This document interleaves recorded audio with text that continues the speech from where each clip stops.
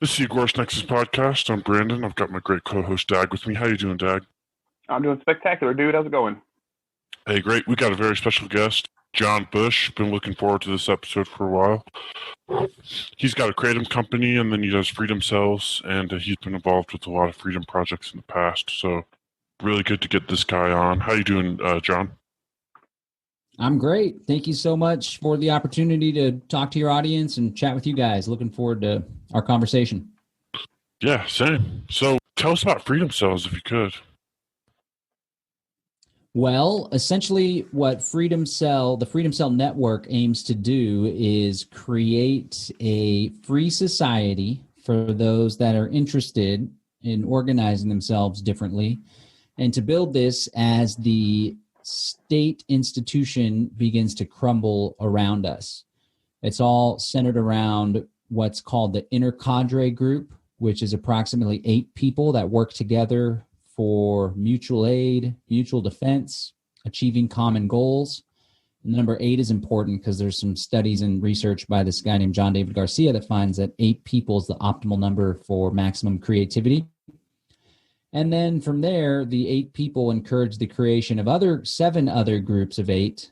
So now you have around 64 groups. They all do the same thing, but they also work together to achieve common goals and to amplify their effectiveness.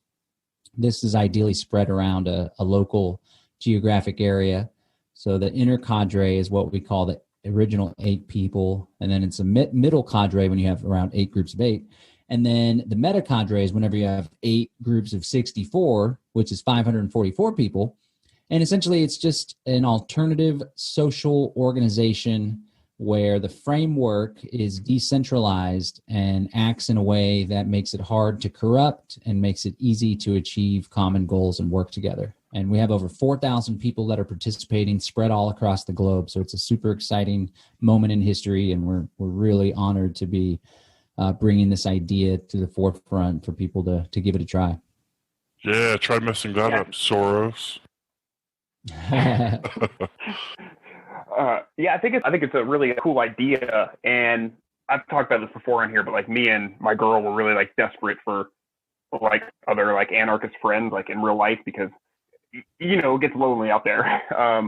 And we had recently gone to a few Liberty meetups, and it was really, really great. It's not even like you got to hang out and like talk about anarchy. It's just nice just hanging out with other people who feel the same way as you. So I was really excited about the Freedom Cells, and actually signed up a little bit ago, and I just started talking to some people here recently.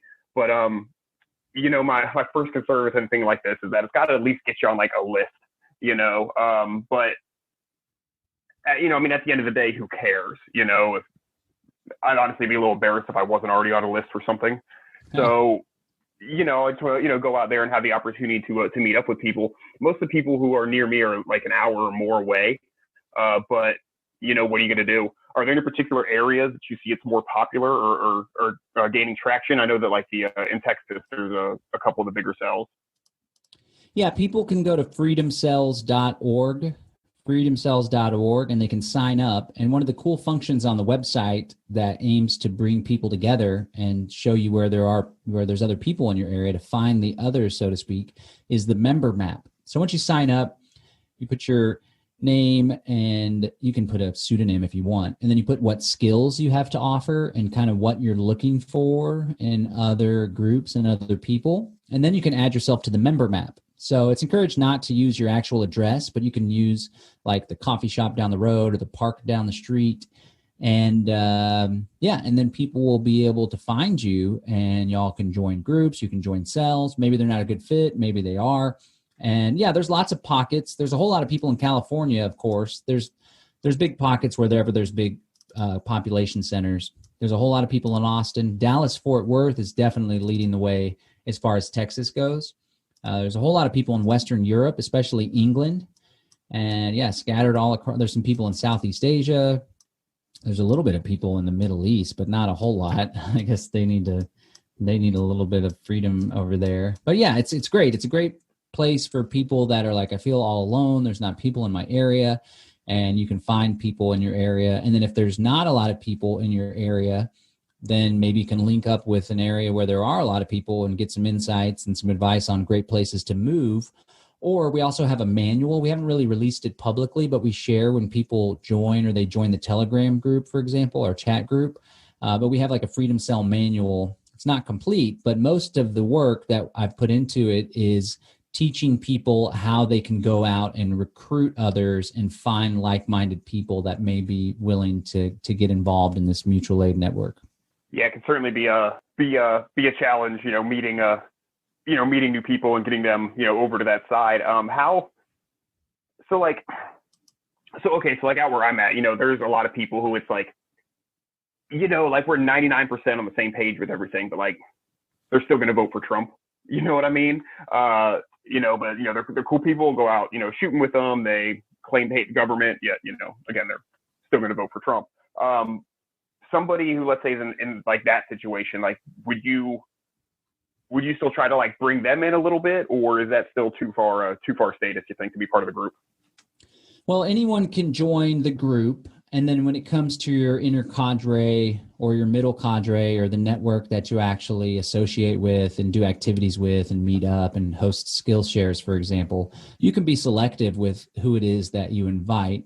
Although I would challenge people to not necessarily have like an open door, totally big tent. Like, we don't want to involve ourselves with communists, or even there's some Trump supporters that are not for freedom in certain areas, but they are for freedom in some areas. But if they're like-minded, if they understand that, the nature of government, and if they're looking to involve themselves in mutual aid, there's a lot of Trump supporters or more conservative people that are already individualists or independent. At least they own firearms, they know how to use them, they'd be willing to throw down to protect their community. They grow food, for example. So it's my belief that the philosophy of liberty is really palatable. It's not actually palatable for the masses, but it's a consistent philosophy, the consistent application of the non-aggression principle, such that whenever someone agrees with at least that core, the idea that it's wrong to initiate aggression against other people, then you can kind of subtly, hopefully through like a Socratic method, point out when there's inconsistencies. And people don't like to be inconsistent. And then they can either have cognitive dissonance and try to explain it away or avoid it, or they can, if they're a good, honest person, if they're ready for some self-reflection, they can be like, oh yeah, that policy of Trump's, it is against my freedom, or it is against other people's freedoms. It's a good idea too to try to encourage people I've always been like a missionary and ran my mouth and tried to wake people up, or tried to encourage people to really to buy into the message of liberty. And so it's kind of a missionary work for us, but I've always found that it's really appealing for people. And so you can always test the waters, invite people, associate, host meetings, and then the people that you can tell are, wow, this guy's really hard-headed, or maybe this guy has some groupthink. That's one of the big problems too, I recognize, with a lot of Trump folks. They will apologize or excuse Trump's behavior that's obviously goes against the philosophy of liberty, or even the U.S. Constitution, if people are still into that. Because he's utilizing those powers against this group that they deem the other or the enemy. And so, for example, a lot of my friends that were in the liberty movement with me and were Ron Paul supporters and 9/11 truthers, and we like railed against the Department of Homeland Security early on and saw it rightly for what it is, the American version of the Gestapo, essentially, this federal police force. They're supportive of Trump's desire to use Department of Homeland Security paramilitary forces, federal agents being sent to local communities in order to, quote unquote, keep the peace. So I would just watch out for that. But I mean, at the end of the day, it's good to link up with people, and you can always have like concentric circles. So you have this little inner group that's like hardcore cadre members. This is actually something Murray Rothbard talked about in this essay. I forget what it's called. I might be able to look it up while we're chatting, but he talked about forming these tight cadres of consistent kind of pure libertarians. And then these cadres go and form single issue coalitions with other groups that aren't necessarily libertarian. Like you link up with people on police accountability stuff. You link up with people against rising taxes with conservatives, or against marijuana prohibition with more liberal types. And all the while, you're kind of throwing out libertarian talking points and speaking out against the nature of government, how it's not good in general. Then you can kind of pick people off from those groups that get it. And then you grow your inner cadre. But you can still, host a potluck or trade seeds or do bulk ammo buys with people, even if they're not 100% philosophically consistent. Yeah, just take it where you can get it, because most of my neighbors aren't going to consider themselves anarchists, but if we can hang out, have a community, practice skills together and stuff like that. I mean, no matter what, that's better for all of us. If things were to get really crazy, or even if they don't, it's going to be better off for everyone. Sure. Yeah, man. I've found a lot of Trump supporters. There's just so much or like a lot of their decisions or their values are based on we're against this group. Like there were some folks that were some militia folks that got involved in the Texas Freedom Cell Network group on Facebook. And they kept on saying like, well, I hope you guys aren't liberals because there's a lot of people talking on here sounding like they're liberals. And I don't know if I want to be involved with any liberals, right? And it's like, I don't think anyone in the group was like card-carrying Democrats. But there were some hippie types that were like spiritual, and we're all coming at it from different perspectives. Like one of my biggest values is freedom. And so naturally, as with a history as a libertarian, that's something that's really important to me. But, spirituality and consciousness, shifts in consciousness is important to me, and human flourishing is important to me as well. And so there's different people that have different values. But I think if you're a good person and you want to see a better world, a lot of people can unite behind the idea that the state is in many ways a big hindrance for us fulfilling that destiny of a better, more free society or more conscious society or more, society that has better health practices, so to speak. So I would just caution people to be aware when people are so focused on I'm against this or I'm anti-other, then it's kind of hard to jive with people like that, in my opinion.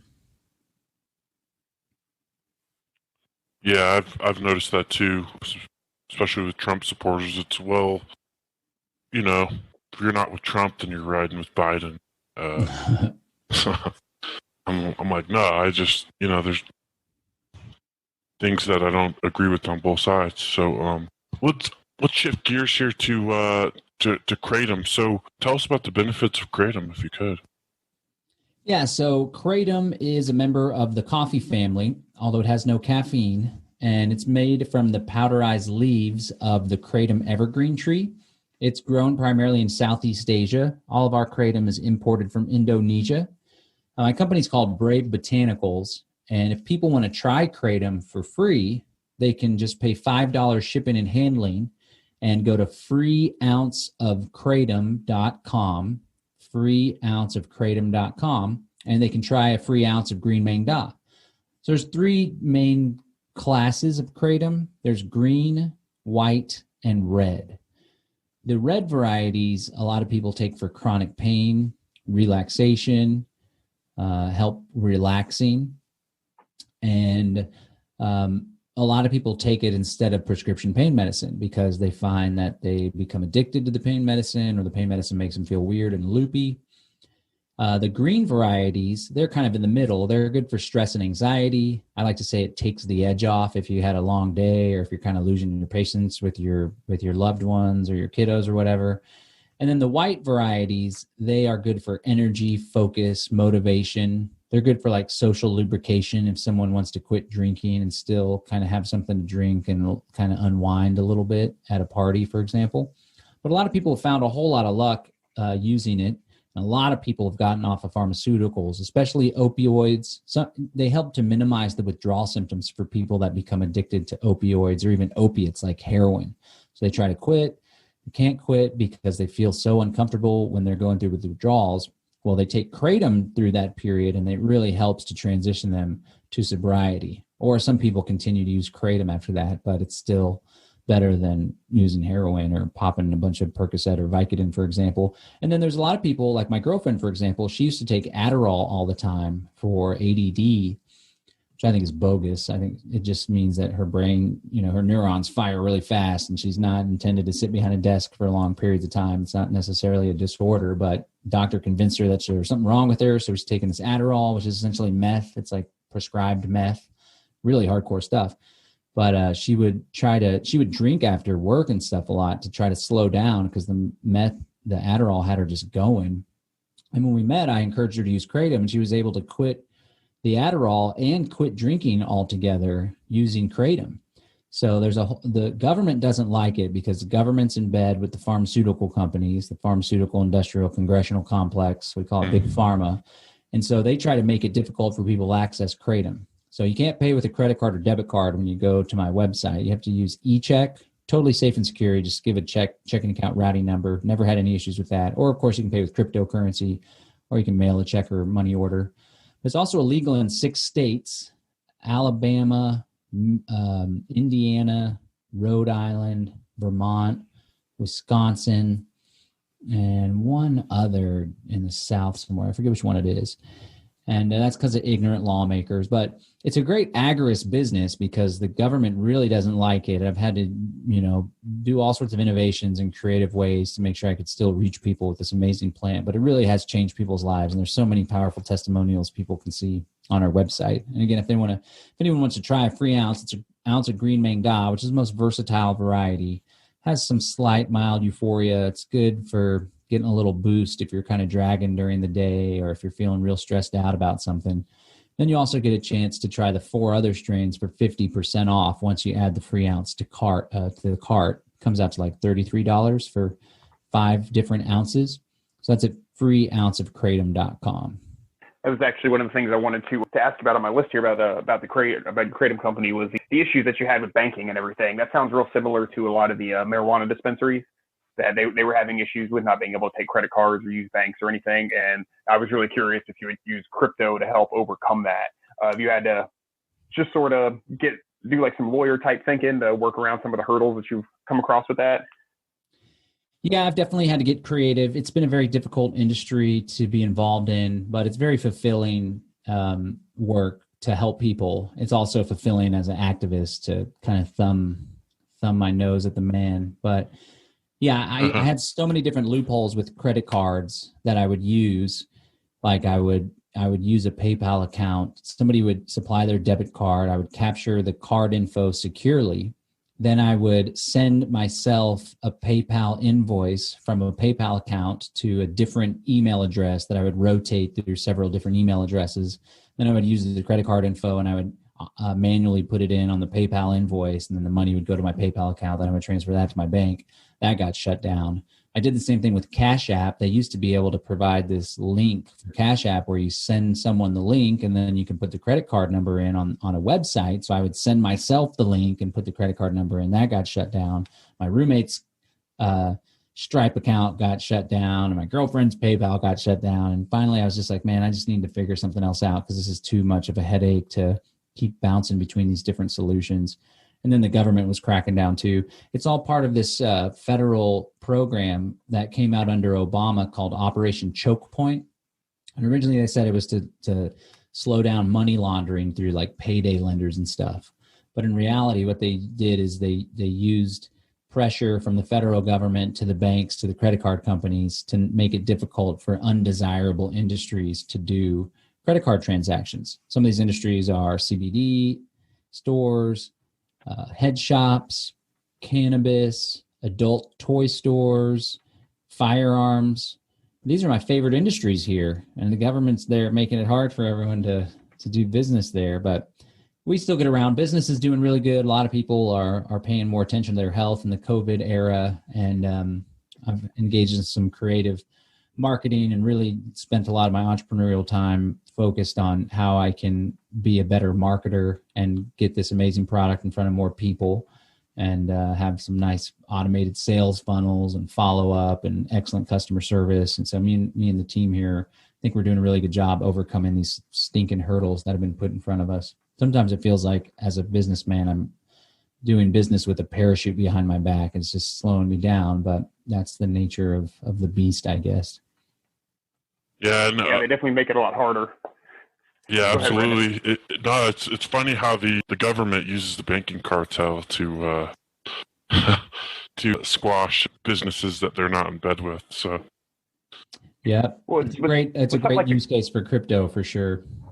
with absolutely, something yeah. like the kratom as well, like you were mentioning, like the it helps people get off opioids and stuff. And I definitely feel like the pharmaceutical companies probably had a big play in that and trying to, make it illegal and stuff. I have people close to me who are recovering addicts, and it's like if you try to do anything, like they're so quick to prescribe you Suboxone or methadone, but if you try to do anything else, like try to get mental help or something like that, to not have to take a drug for the rest of your life, it's like they just want to bill you and run you through the ringer and make it really difficult. It's almost too obvious, what they're doing. Yeah, yeah. There's a lot of people that were formerly using heroin and now they're dependent on Suboxone, and a lot of people use kratom to get to that next transition. They try to quit the Suboxone and or the methadone, and they have a whole lot of trouble.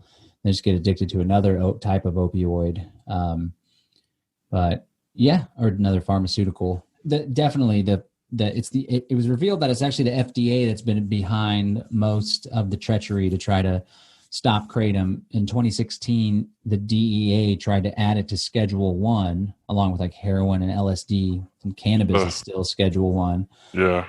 They failed, and like they awakened this sleeping giant of kratom users who were never activists or anything, but they were holding rallies and calling their congressmen, and like over 40 congressmen signed on to this letter to the DEA, 10 U.S. senators, which is a pretty big deal. And we hosted some rallies in Austin and stuff, and we managed to stop the DEA from banning kratom. But later it was revealed that it was the FDA that was actually encouraging the DEA to ban kratom. And then we found, since then, the FDA has gone on a major propaganda campaign where they put out these press releases with all sorts of fake news and stuff. Like they say there's been 47 kratom-related deaths. But when you go investigate the actual kratom-related deaths, you find that some of those kratom-related deaths also had heroin and fentanyl in their system, or cocaine. One of those 47 deaths, somebody fell off of a roof. One of them, somebody was shot and had kratom in their system. So they call that a kratom-related death. It's the same thing that they're doing with COVID, with like the Florida guy that died of a motorcycle accident, and he was COVID positive, so they counted that as a COVID death. It's all just a bunch of fraud. Dude, that was so funny when that happened and, it came under fire. I was watching the news one morning and they had like the doctor or whatever sign it. He's like, look, you can't prove that COVID wasn't what caused him to have the motorcycle accident. So that's why, we're going to stick with listing it to it. And I'm like, come on, man. Like when he was coughing and took his eyes off the road or something, Like, they really tried to say that? Yeah. They said you can't prove that wasn't why he crashed. So they're going to leave it as COVID. Wow. Yeah, I heard that. I heard that over the press conference, Dag. That was funny. That's nuts. That's pathetic. Yeah, it really is. I tend to be a bright side, or cautiously optimistic kind of person, and I've really been hoping that all this nonsense over the last, what's it been, 6 months now, is helping to maybe push some people, to the side of freedom a little more. I've definitely noticed a lot of like bigger name, like podcasters and stuff pitching a lot more, agorism. Do you feel like we may get some positives out of this, or is this a gloom and doom kind of scenario? No, I always consciously choose to focus on the positive stuff. And, like when you focus on the beauty and the freedom and the success and the gains and the shifts in consciousness and the freedom in the world, then you see a more freedom, and you have more freedom in your life. But if you focus on the dread and the mandates and the lockdowns and all the kind of automatons that are just buying into it, then you'll be pessimistic, and that will be your reality, right? And so I consciously choose to do that. And so I choose to focus on the gains that we're having and the victories. And there are a whole lot of people that are waking up. It's just like after 9/11, I kind of woke up to this whole world in 2002. I caught a documentary about 9/11 by Alex Jones, of all people, on Austin Cable Access. And there was a whole lot of people, the 9/11 truth movement and all this conspiracy research that really sprung up, right? And so as I was already in that footing and an activist and passing out burnt DVDs on college campus and stuff. And then Ron Paul came around in 2007. I was like, oh, wow, let's hop on board with this. And he was a big catalyst for the birth of the modern liberty movement, right? And so that 9/11 event, I think they kind of overplayed their hand. Now, yes, it was the predecessor for the creation of the Department of Homeland Security and the Patriot Act and the John Warner Defense Authorization Act and the wars of aggression in the Middle East. But just the same, a lot of people are like, whoa, the government's capable of that. I don't trust the government, and now I'm going to go down this rabbit hole of freedom. Same thing with COVID. It's like, I think they overplayed their hand. It was just a little bit too obvious that it's not such a threat, and they really were aggressive in their response to it. And a lot of people are getting pissed off. And it's not just a lot of people that were already on the fence and kind of skeptical about government. It's a lot of mom and pop store owners that are now really pissed off about the government. Hopefully they don't just be like, oh, well, we need to go vote for Trump and that's the solution to our problems. But you can really see, you know, a lot of people, more people are complying than are resisting. But it's never the masses who go along to get along that change the course of history. It's always that irate and tireless minority of people keen to set brush fires of liberty in the minds of men, right? I think that was a Sam Adams or some founding father quote. It's the small minority of people on the fringes of society that are out there innovating. They're doing radical ideas. They're trying something new. It's those people that shift society and shift the course of history. For example, it was estimated that only 2% of the people actually participated in the American Revolution. And voila, they threw off the biggest empire at the time that the world has ever seen. Now it's the American empire, or at least the Anglo-American establishment, which is the biggest empire. But there's only 2% of the population. So we don't need a whole lot of people in order to change things. We really, what Derek Rose pointed out in a video recently, is we just need to get organized. And I saw this back in the Ron Paul campaign after looking at the numbers that he put up. And I was like, wow, you know, it's millions of people. What if instead of voting and like going to Republican conventions and stuff, we just took these million people and we organized ourselves into some alternative form of social organization, right? And then fast forward a few more years, saw the same thing with 2012. He didn't do very well, but a whole lot of people voted for Ron Paul, this radical, consistent libertarian message. It's like, why don't, instead of engaging in politics, we start creating alternative institutions, you know? And it was just a couple of years later, came with this Freedom Cell idea. Derek Rose really popularized it and spread it across the globe. And now fast forward to the present day, we have over 4,000 people that are participating. So yeah, I'm super optimistic about the prospects for liberty in the future.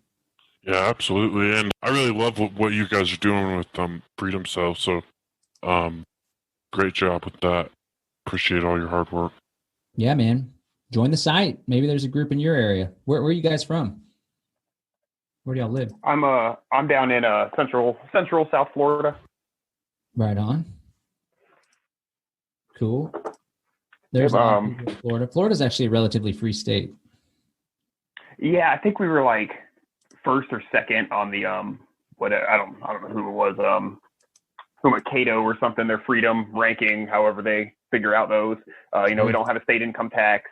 We're pretty lax with guns. Varies a bit county to county, but yeah, and it's like a high percentage that people have their concealed carry. So it's like, I kind of live out in the sticks. So it's, yeah, especially out where I'm at, like I'm in a Walmart. It's like half the dudes in there probably carrying, so it's like, it makes me feel safer. Some people don't feel that way, but I definitely do. Heck yeah. And it was like a couple of years ago, every Agorist that I've met seemed to be from Florida. And so, I mean, that state's just great, especially for agorism in general. It seems like agorists are either from Florida or New York. So I guess it's easy to be an agorist. It's easy to be an agorist in New York because just about everything you do is agorism, I guess. Yeah, when everything's illegal there. Yeah. Yeah, Florida used to we called it the second chance state. There was something about they didn't update like their computer databases when all the rest of the country did, like 15 years ago, 20 years ago, something. So yeah, whenever somebody would get in trouble in one state, with the law, they'd come down to Florida, and then they were basically like, it was kind of like Mexico, in that regard. You get over that border, and as long as you're not too wanted, you're all right. So we definitely have a lot of people who try to stay under the radar. Nice. one thing that I just want to go back to real quick, when you were talking about, the smaller groups of people making the difference and everything. And I definitely agree with that. And in a lot of ways, a lot of it, I think, is people are very mimetic, so if they don't see, they kind of go with what the crowd is doing. But then if, they see some people, standing up or doing something that's more appealing to them, they're going to be more likely to, to join or take part in that. So like, I hate to bring back the stupid masks, but like one of the reasons that I'm pretty religiously don't wear a mask is because a lot of people, including friends of mine, they just wear them to go along, to get along. It's just easier kind of thing. I'd rather some people see, hey, look, that dude's not doing it and he's fine. Why am I wearing this stupid thing? It's like in the Milgram experiment, like the number one thing that would get people to not shock the person to death was that they saw somebody else stand up and say, I'm not going to do this. This is crazy. Then most people, would follow suit if they saw somebody else stand up and resist. So, I kind of try to look at it like that. Yeah, for sure. A lot of people don't really, same thing with the lockdowns. Whenever there's a business that's like, you know what, I'm going to stay open. I'm going to cut hair and I'm going to pay my barbers and we're going to keep doing business. That kind of creates a trend. And sometimes people just, humans are very social animals, sometimes a little bit too with the group think, but that can also play to the advantage of the cause of liberty when there's people that are breaking the law or not following unlawful bullshit stuff. So yeah, man, for sure. We all need to do our part. Yeah, I mean, if you can be successful and, show that, hey, look, I have, I'm successful and having a good life, hopefully they can help bring other people in. And one thing that I try to hit on people is when they're crying and complaining about, whatever, Trump or whatever. I'm like, why? Like, oh, his daily briefings are just terrible. Da, da, da. It's like, well, then don't watch them, dude. Like, why are you putting yourself through that? It doesn't matter. It doesn't make any difference in your life. Just stop paying attention to it. You'll be happier for it. Mm-hmm. Yep. Just turn off your TV. Yeah. Yeah, exactly. A lot of people I think people can find a lot of gratification when they shift from talking and complaining to doing and going out and building and stuff. And like one simple task that's not illegal, that's extremely gratifying and really helps to advance individual sovereignty is to plant a garden and to grow food in your backyard or on your porch at your apartment. And it's something it's simple. Actually, it's pretty hard to take something from seed to fruit successfully, certain types of plants and certain types of climate. It's actually easier to raise chickens, in my opinion. But I agree. It can be done, and doing that is just it's like a little victory. And then you're like, wow, look at that. Me and my family were eating eggs cooked with some okra and some basil from the front yard. That's really exciting. It's like, what else can we do? Yeah, and I think that people have a lot of thanks a lot government indoctrination centers, but people have a lot of learned helplessness. It's really easy to think, well, if I didn't go to school for this, or I don't have a license to do this, or make all these like tasks seem so magical and more difficult than they are. And yeah, I think that doing something like making your own food one way or another, like growing a garden or raising animals, is really a big.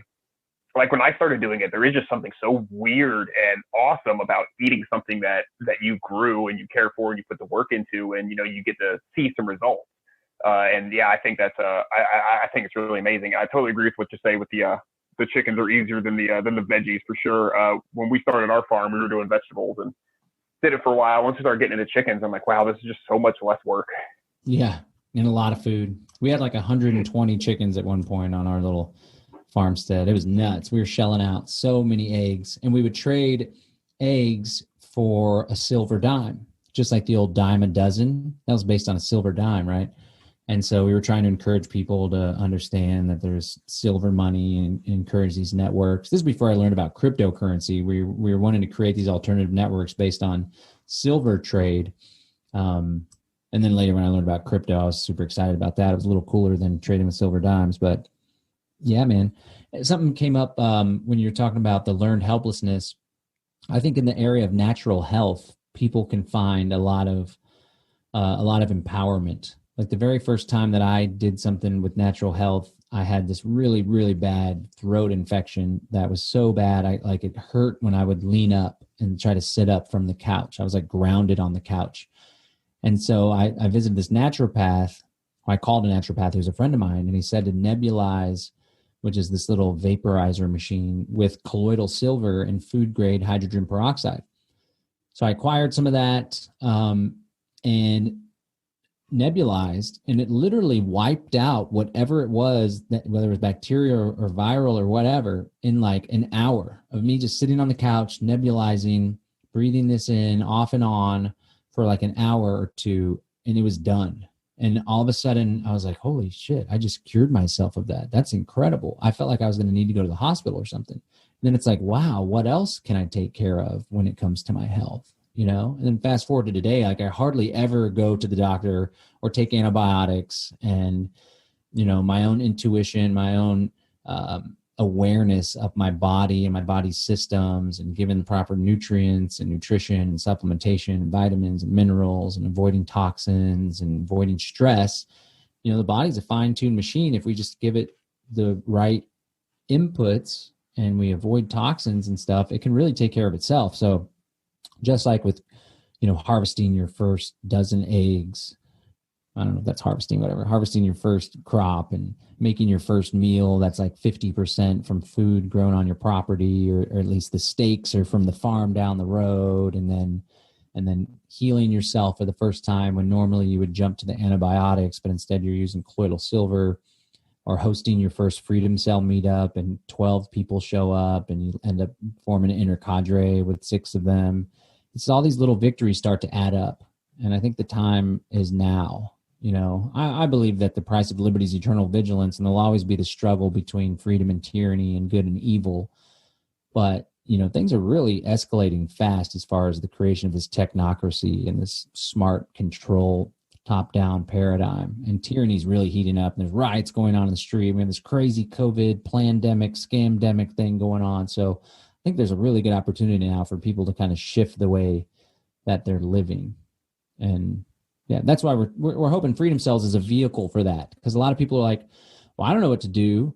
I think that's why candidates, this learned helplessness is why people are so excited about candidates, because it like they can abrogate responsibility for their own freedom or their own pursuit of whatever their values are to this person. Oftentimes they're a beautiful, well put together, well-spoken person.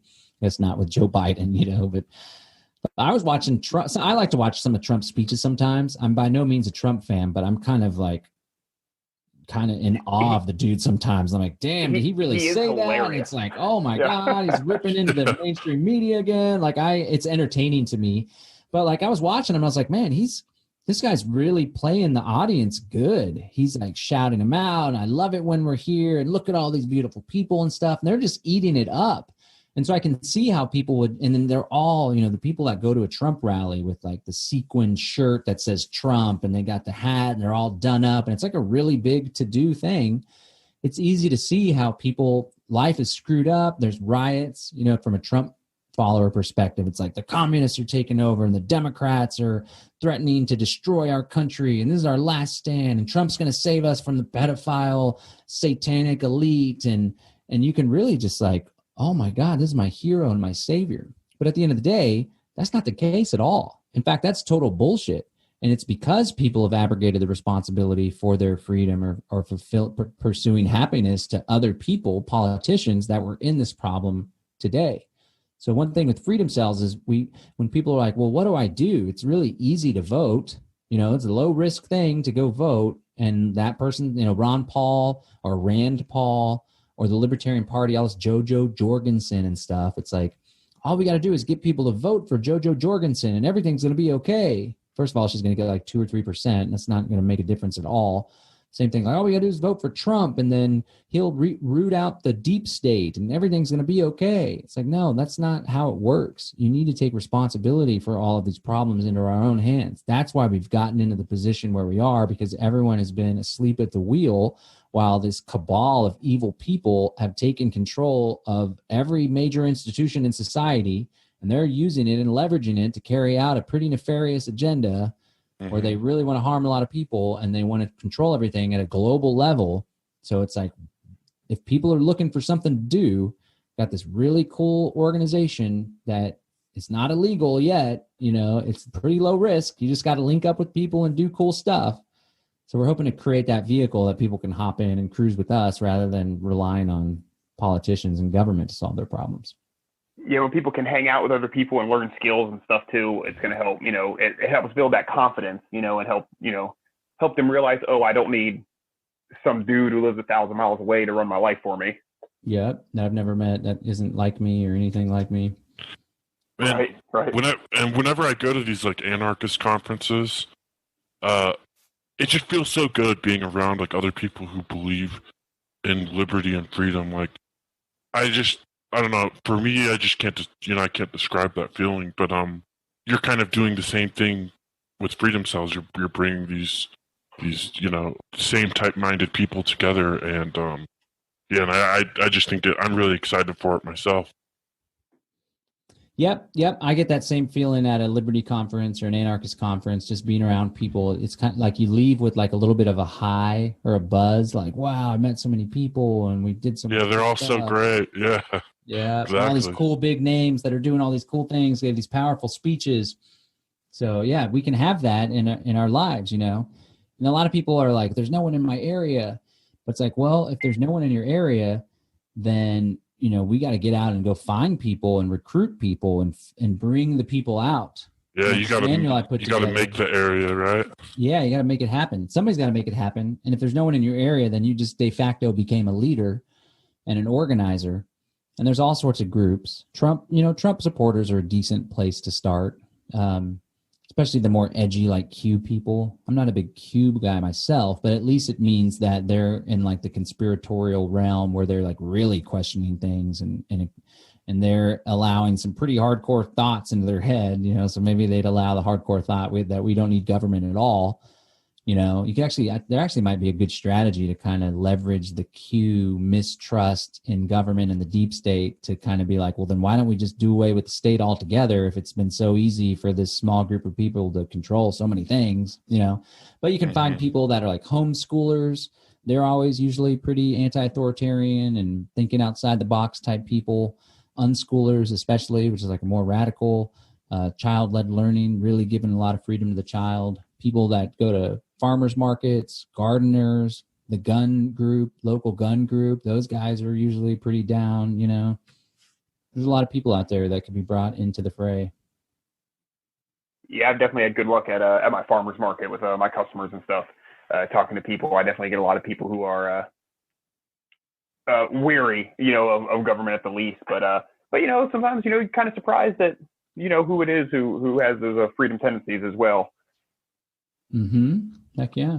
Yeah, there's a lot of people out there. And like the government's one of the best players on our team because they're just so egregiously sucking right now that they are recruiting a lot of people for us. And, it is, again, it's like we don't need a majority of people in order for this idea to be successful. And maybe my hope is that we grow to like 100,000 people in the United States, for example. Meanwhile, there's hundreds of thousands all across the globe elsewhere. And it's like we really have the strength in numbers to literally opt out of the state and to even have like diplomats.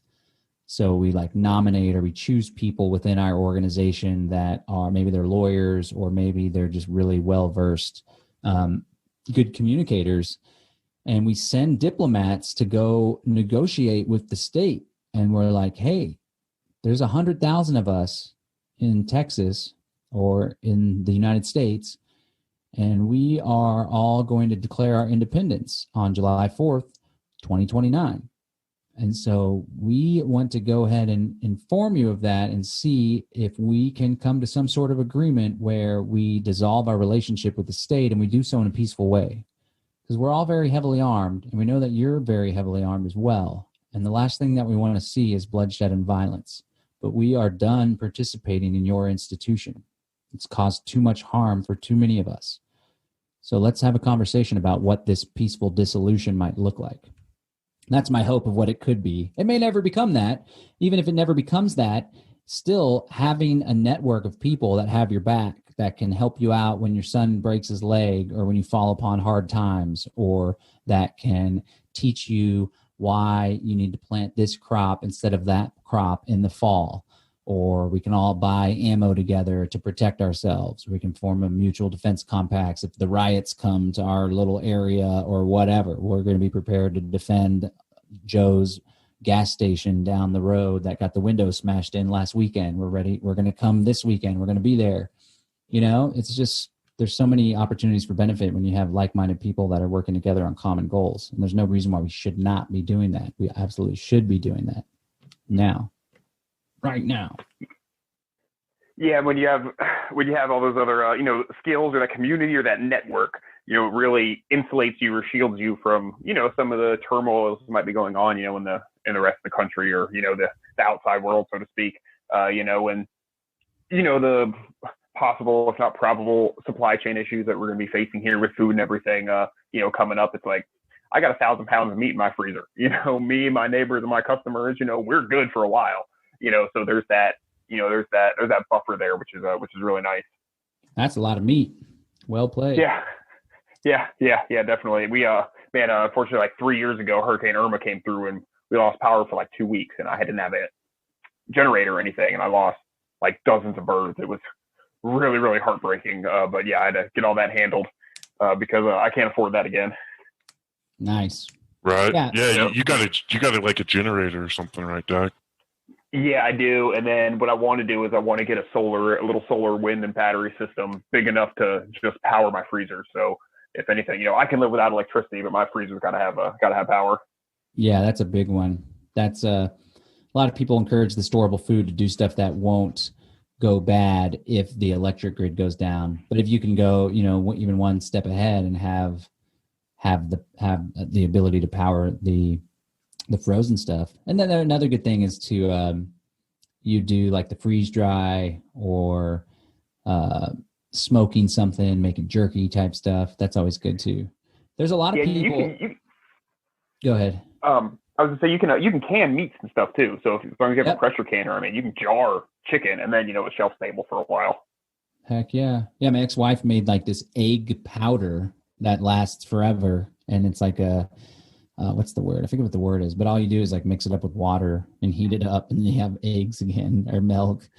But there's a lot of people in the Freedom Cell Network that are into this idea of building intentional communities and going in with a group of people and buying property. And so I envision that's going to be one of the big trends for outside of the box thinkers. And again, it's not just Agorist. Like there's this warehouse down the street where they would hold like rave dance parties and ecstatic dance, and they're really into art, and they do like a lot of circus type stuff like Lyra and the hoop where they do all this acrobatics and stuff. Super cool people, but they're at the same place that me and my crew are, and we are on this podcast, and they came at it from a different perspective. They didn't come at it from Agorist, libertarian, freedom is a really high value. They came at it from a more like higher consciousness, spiritual shift and awakening that we see, right? And at the end of the day, we had a conversation recently because we're going to host a Freedom Cell meetup at her warehouse there because she's all down and doesn't care about the COVID stuff. She recognizes it's BS. She's been spraying little ozone into the air. If there is a problem, the ozone's going to get it. And then she like shares articles that are like, scientist finds ozone kills COVID coronavirus. She's like, see, I told you. But we had a conversation recently, and her big thing now is to help people get intentional communities and to buy property and to build sustainable homes and tiny homes and eco homes and stuff. And it's like, at the end of the day, our language is a little bit different.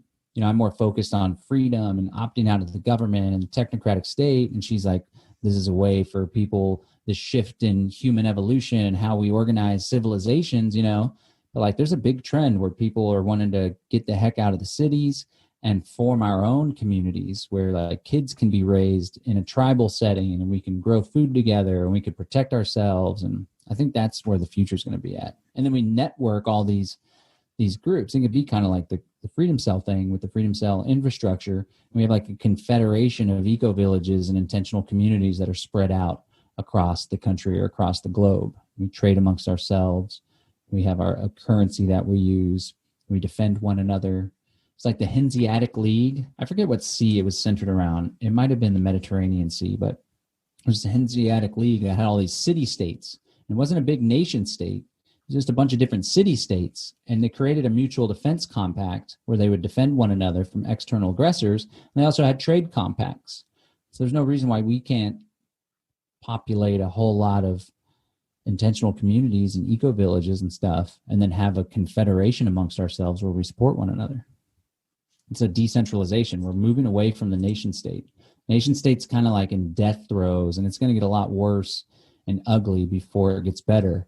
And I think like the state's going to kind of freak out like an abusive husband, for example, that like is realizing he's losing control of the wife and she's starting to escape and leave and like go stay at her sister's or something. He starts to freak out and like, I'm losing control. I'm going to freak out. I got to really fight for this control. I think the state's, that's a terrible analogy, but I think the state's going to start doing that too, as more people opt out, as more people lose faith in government, more people stop voting, people start using cryptocurrency and all this alternative technology and stuff. They're going to want to really throw down to get control back. But at the end of the day, I don't think they're going to be able to get it. And I think the trend is going to be away from centralized institutions towards decentralized. I'm hoping that's what the shift is going to be. And that's why it's important for everyone that's listening to the podcast. Like, we need to play an active role in ensuring that that's what the shift does look like, ensuring that this Agenda 21, Agenda 2030, freaking New World Order plan of a totalitarian global government with a depopulated populace that's easier to control and manage, and smart cities, and they've sectioned off large portions of the world's geographic areas so we can be more easily controlled and tracked and traced, and ID 2020, and you can have your account shut down, and social credit scores. That's what it could be. That's what, the people that have a lot of power right now are setting that up. Like China's the proving ground, Australia's the proving ground. It's like up to us to make sure that doesn't happen. And instead of that reality, we create a better reality that allows for more human flourishing, freedom, and higher consciousness to take foot. Yeah, I agree. We should probably be on our game a little bit, because when that shift does happen, it could definitely go one of two ways. We want to, we definitely want to shift more towards the decentralized, kind of way to go. And yeah, I mean, some of these decentralized, areas, there's a possibility they could be worse, but at least you have an option to vote with your feet at that point when you actually have choices. Right now you really don't have many choices of anywhere to go. So yeah. Especially in the States. I mean, that's why I said Florida's relatively free, like compared to some other places. You just go where you have the most relative freedom. Yeah, it really does vary a lot, county to county too. Like Tampa area is really bad, like guns and stuff. They have a lot of crazy rules and everything. And then where I'm at, we have a very, very famous sheriff. He's a bit of a dick, but he's very popular here. And I will say this, that there's a lot of things I don't like about him. He is very like authoritarian-ish, but he's also very pro-gun. And throughout all the, he wasn't arresting pastors for holding church when we had the shutdown orders and stuff like that. I didn't hear of the sheriff's department actually messing with anybody. So, again, not I'm a fan of him, but I guess I'm glad I live here instead of Tampa, where they were actually arresting pastors for holding church services. So, I guess you got to take what you can get sometimes. Yeah, I always, again, try to focus on the good and the freedom, and always compare, obviously if we're in North Korea or some Middle Eastern country or China, we wouldn't even be able to be having this radical, provocative conversation. We'd be in jail or killed. So at least we have some freedom here. That's not to be slavish, take the freedom you can get and be grateful for it, boy. Right. It could be worse. Yeah, I get that pushback sometimes. Well, you could be in North Korea, and I'm like, well, okay, and you could be with, you could hire the babysitter that only molested 2 kids instead of the one that molested 3. But either way, I don't want either of those babysitters. Yeah, I prefer none of that. Yeah. You got anything else, Brandon? No, it's been a great talk. I've just been enjoyed listening to it. So this was a blast, man. I really appreciate you coming on, John. Is there anything, you talked about your Kratom company and everything, is there anything else you want to plug?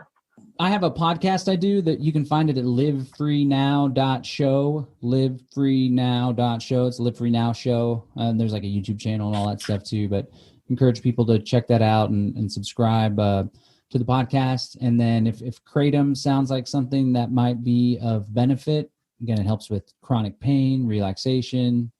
If you have trouble sleeping, the red varieties help with that. The green varieties help with stress and anxiety and kind of taking the edge off.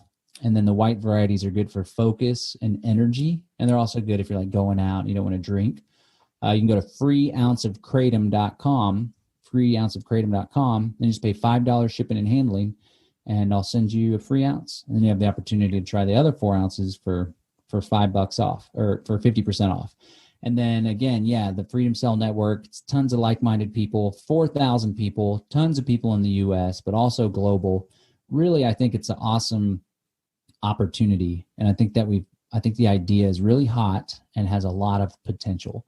So right now we're all focused on building out these intercadre groups and these middle cadre groups. And as the organization grows, the network grows, I think there's a whole lot of cool stuff we'll be able to do with it. So we'd love for your listeners to be a part of that. Yeah, absolutely. Great. One thing real quick. You had on your podcast, you had an episode, maybe you can throw up a number if you know what I'm talking about. A few episodes ago, were you talking about fusion centers and blue leaks and everything? I thought that was really interesting, and you actually talk about on there how people can go on and look up those blue leaks, and like you actually found like yourself and people you know on there, like that somebody had written up a report about you and stuff. Do you remember what episode number or anything that was? Yeah, that was Live Free Now, number 27. And the fusion centers are multi-jurisdictional law enforcement centers that merge the information gathering and intelligence sharing practices of local, state, and federal law enforcement. So essentially, like there's usually several in any given state. And so a major city like Austin, for example, will have this physical building. Ours is housed at the Department of Public Safety compound. And it'll be the Austin Police Department will be the main focus. It's for Austin, but it's regional for the Austin region. And then it'll have representatives and computer databases. It's all linked up. So it'll be the Austin Police Department, and then the small cities around Austin, like Round Rock, Pflugerville, San Marcos, Hayes County. It'll be the Travis County Sheriff's Department. It'll be the Texas Department of Public Safety. It'll be the University of Texas Police Department. It'll be the FBI. It'll be the Department of Homeland Security. Probably Border Customs and Border Patrol has an office there. And it's basically like a Big Brother center. It's kind of like Minority Report. And they have all these supercomputers, and they bring in feeds from all the streetlight cameras and what they say it's for, which, I mean, this is an okay purpose if you are to have law enforcement as the protectors of society, but we all know that that's not really what they do. They just enforce the law, and they're not even required to protect you. And the Supreme Court upheld that, saying that they have no legal obligation to protect you or defend you. They're really just law enforcers, not peace officers. But the way that's supposed to work is like, say someone robs a bank in San Marcos, which is a city south of Austin, 30 minutes south of Austin. And then a witness gets a partial plate. Hey, I only got the last 3 numbers on the plate. It was 58C.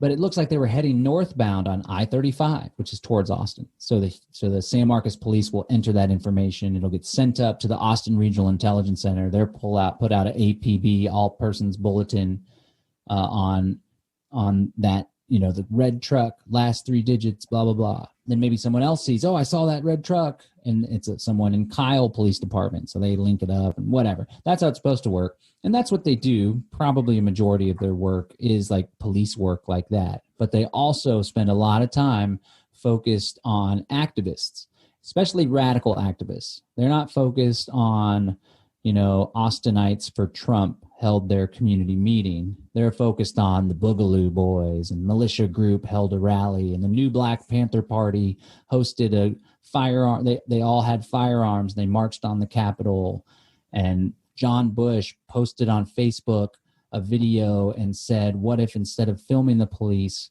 we surrounded the police, disarmed them, and kicked them out of our community? This is what Freedom Cells are all about. Come to a meeting at Brave New Books next Tuesday. Here's a video from Derek Bros talking about this topic. That was what the threat liaison officer put a report in the Fusion Center about me saying that. So we were provocative about, what if we physically stop the cops when they're beating someone up rather than filming them? And so it's kind of like they have this law enforcement institution where they utilize it in order to protect themselves and their buddies. And so anytime there's like an anti-cop group that's kind of a little bit militant, they focus on that kind of stuff. So, and I learned about it back in 2009. The Missouri Information Analysis Center, someone leaked a report called the Modern Militia Movement to the Alex Jones show. And then he reported on it. And I caught wind of it and was like, whoa. And my ex-wife actually is from Missouri. She went all hell and high water on the Missouri Information Analysis Center and got them to retract the document. But it was about the modern militia movement. It talked about the conspiracy theories and how they organize and stuff. And there's a little section that said, political paraphernalia. People that have Ron Paul bumper stickers on their car, or Libertarian Party, Chuck Baldwin, which is the Constitution Party, or Bob Barr, which was not even a libertarian, but he was the libertarian presidential candidate, I guess, around that time. They might be part of this militia movement. And the rest of the document just went through saying how much of a threat the militia movement is. So that was kind of like, wait a second, what's going on? But yeah, I tell all the stories, and I tell people specifically how they can download the Blue Leaks documents. It's like 290 gigabytes. I didn't download the whole thing by any means, but I downloaded the 30 plus gigabytes of Austin Regional Intelligence Center stuff, because I helped to get the privacy policy put in on the Fusion Center, which should have prevented the very stuff that they were exposed to having been done, but it didn't, of course. They just did whatever they wanted. There was no accountability.